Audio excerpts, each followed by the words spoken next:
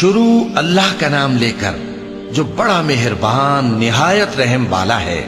جب آسمان پھٹ جائے گا اور جب تارے جھڑ پڑیں گے اور جب سمندر ابل پڑیں گے اور جب قبریں اکھیڑ دی جائیں گی، تب ہر شخص معلوم کر لے گا کہ اس نے آگے کیا بھیجا تھا اور پیچھے کیا چھوڑا۔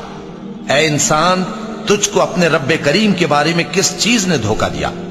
وہی تو ہے جس نے تجھے بنایا، پھر تیرے اعضاء کو درست کیا اور تیری قامت کو معتدل رکھا، جس صورت میں چاہا تجھے جوڑ دیا۔